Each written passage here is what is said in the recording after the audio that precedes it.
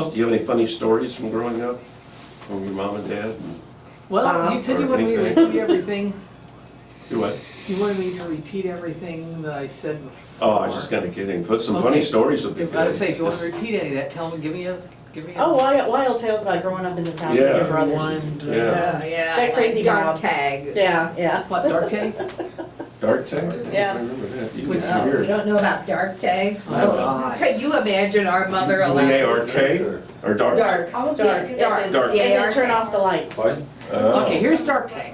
Dark Okay. tag. Played in this very room. I'm sorry, we don't. You, all over this place, all over this very house. Do you remember how to get through there, Louis? Pardon? I'll take it. You tried to find a bathroom? No, he's gonna get some in the other car, but he can't remember. This how to get happened there. when I was in college and my brothers were in high school, so we were not little kids when we were doing this. My brothers would call in their friends, I call in my friends from McHenry that were staying on campus and needed a break from campus life. So we'd all get together for one evening and we would totally darken the house. We would shut all the lights off. Was your mom here, or would she be out? Mom was here, living in it, Wow. but when this would happen, we'd get her to go over to the neighbors. Okay, Oh, okay. Get her out of the house. Get her out. Get her out. Yeah, because she didn't play dark tag. No. And she would die if she knew what went on. Okay, that's what I wondered. Did she know what was going on over there? Kind of, sort of, but not really. She didn't want to Didn't know. want to know. Kind of, sort of, but not really. So we would darken all the rooms, and then if light was shining through, because of the streetlights or anything, we'd get blankets and throw them up down the windows too, because it had to be pitch black. We would pick one person to be the it guy, Tag. and that person would be the it guy, and the rest of us would go hide.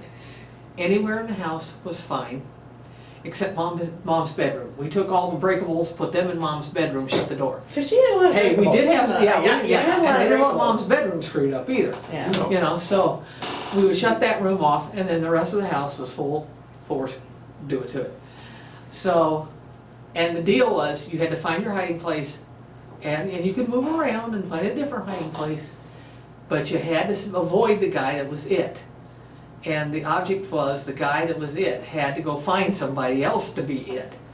And then when that would happen, that happened very quietly. So after a while, you didn't know who was where, you didn't know who was it, Really? who was creeping around finding people.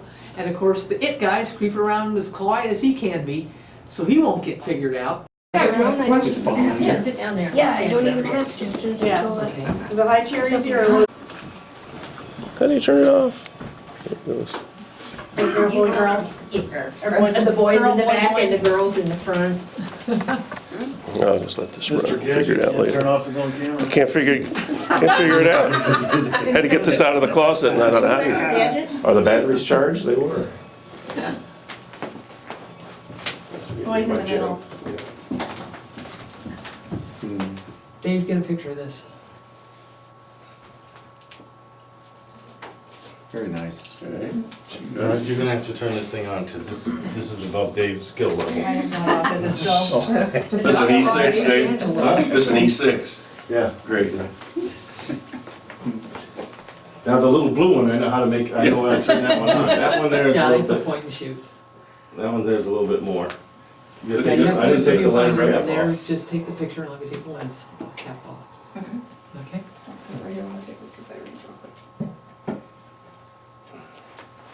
Is the display still on there? Yes, ma'am. Okay.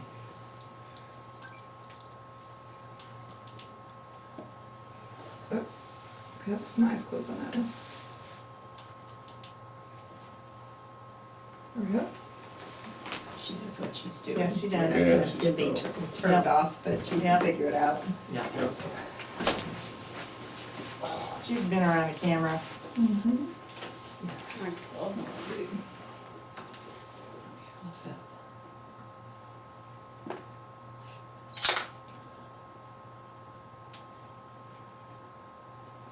Okay, it'll light up and then you press it down all Okay. the way to get it to shoot. Okay.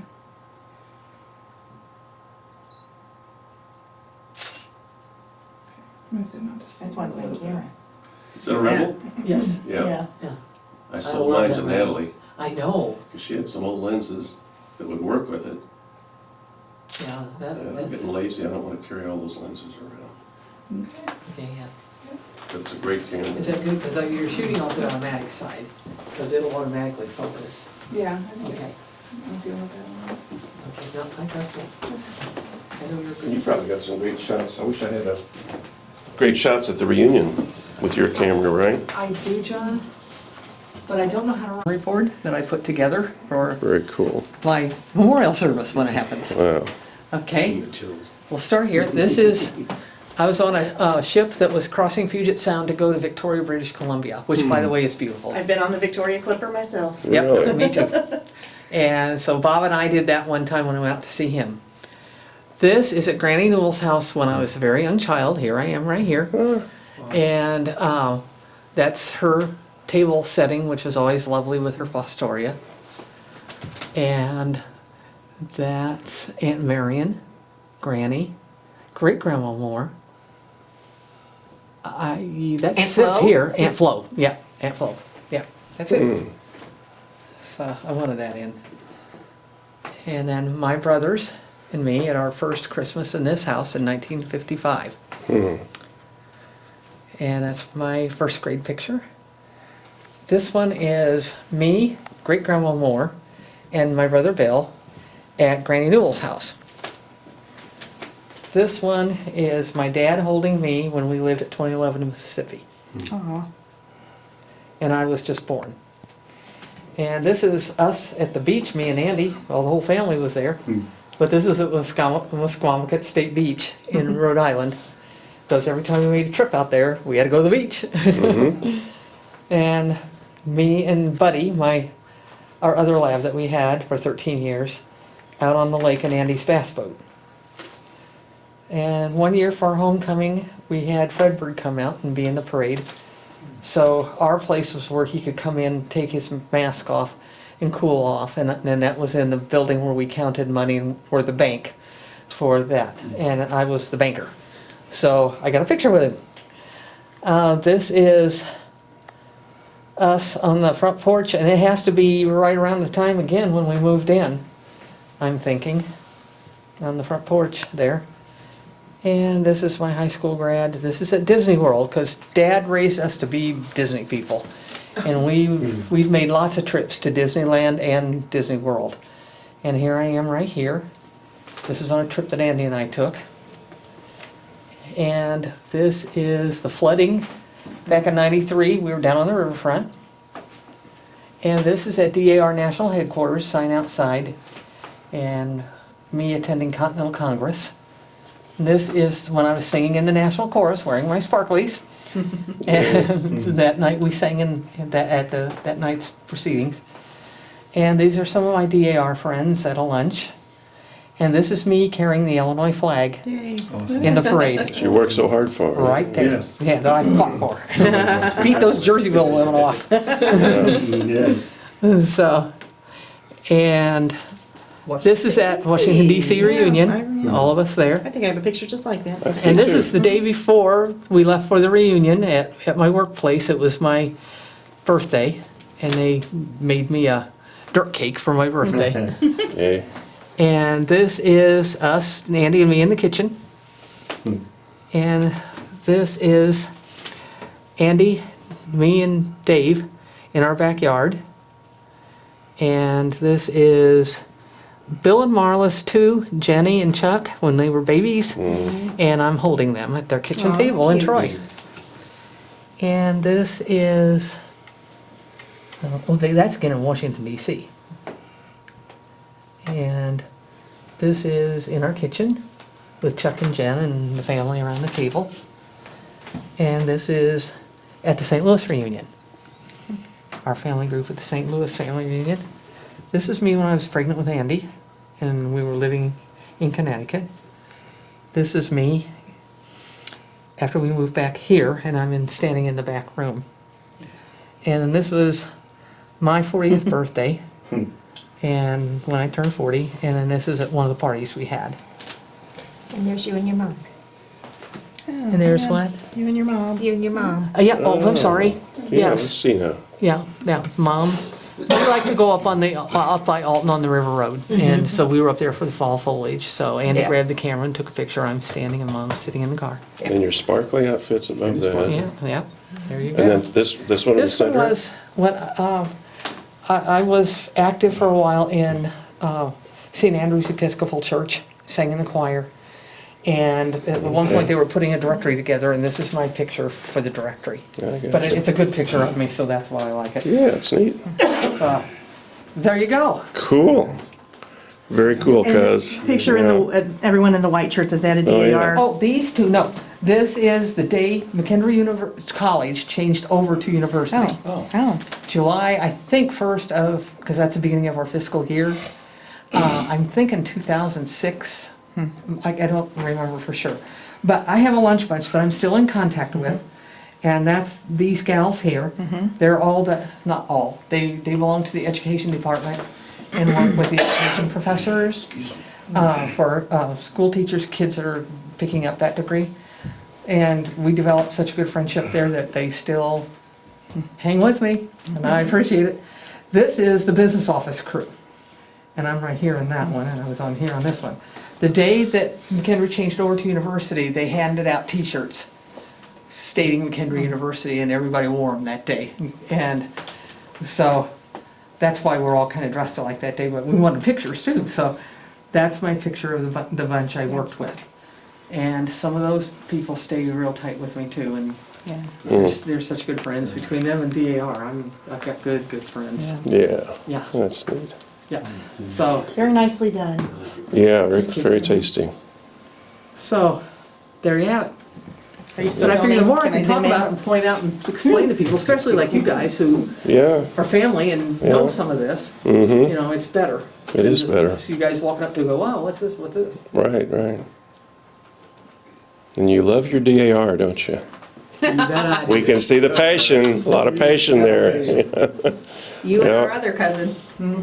Yeah, yeah. That's right. And when we were comparing pins, she's got a lot of them that you just make $100 donations, you can get a pin. I didn't do that, I earned my pins. You worked. 'Cause I never had Hard. $100 to throw around anyway. But, okay. So I filled my pin up with stuff that I didn't really all explain yet, I don't think. Oh, Okay. all right, finish the Marine War story. veterans, so that's why I'm state chairman. Then we honored World War II veterans. And Mom and Dad were both World War II veterans, and we did a project for that in contributions to the World War II monument. DAR contributed $250,000 to that. The night that we handed over our check and lists of names, excuse me, Bob Dole was on platform to Oh. accept it because he was heading up that end of it, you Wow. know, their business end of it. So that was, I'm gonna sit, I can't. Yeah, please. Yeah, gotta sit. By the way, I read that the last World War I veteran died this past Yeah. Yeah, Yeah. yeah. Really? Yeah. Yes. And so, 110. what? 110. Oh, I'm fine. Amazing. Thank you, dear.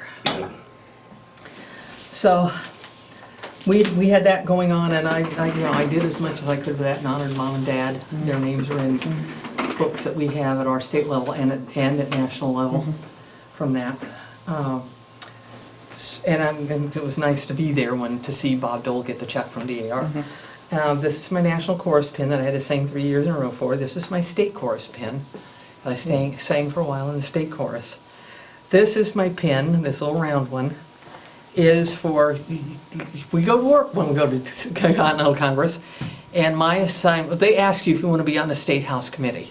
And if you do that, then you accept whatever job they give you. Well, mine was to help seat people in the tiers of Constitution Hall.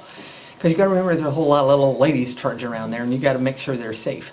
So that was my job, was to help them find their seats and get to them safely for when the big functions at night were happening.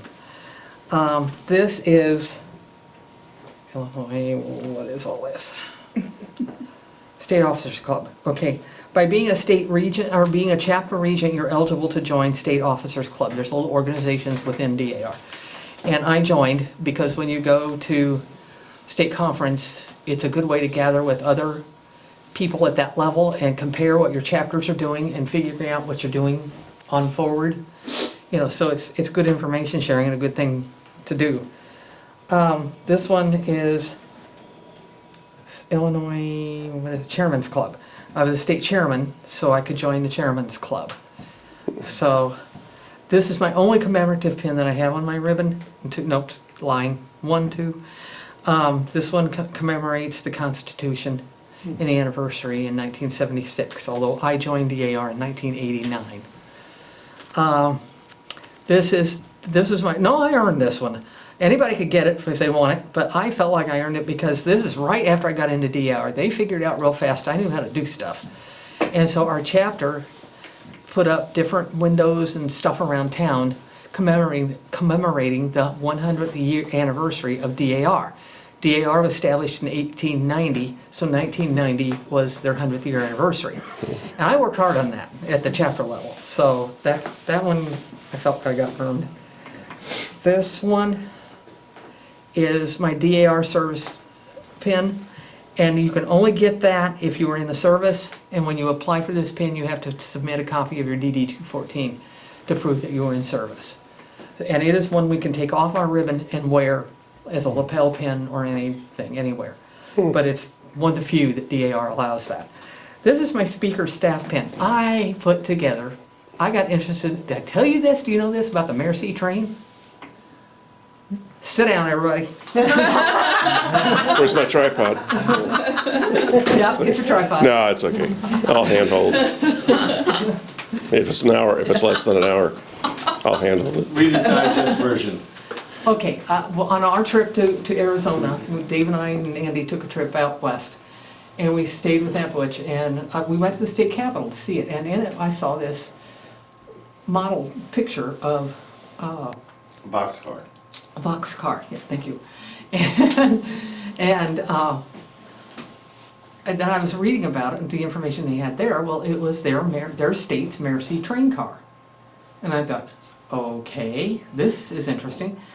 Well, as I kept reading from the material they had there, somewhere along the line back there, somebody put together a train of goods to help France rebuild, as in sugar, basic stuff, sugar, flour, basic stuff that they needed, and sent it over to France to help them get back on their feet.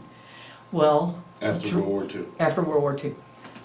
And Drew Pearson, who was a very big radio personality at the time, got on the radio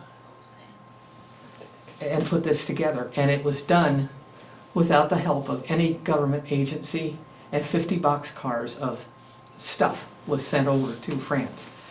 Well, France received their items very gladly, and they just had to, they were trying to think of something to do, you know, as a thank you back. And this one guy out on the railroad that worked the railroad lines out on a railroad track in France somewhere decided it'd be a good idea to pack up boxcars, 50 of them, to give back to the United States full of gifts from the people of France.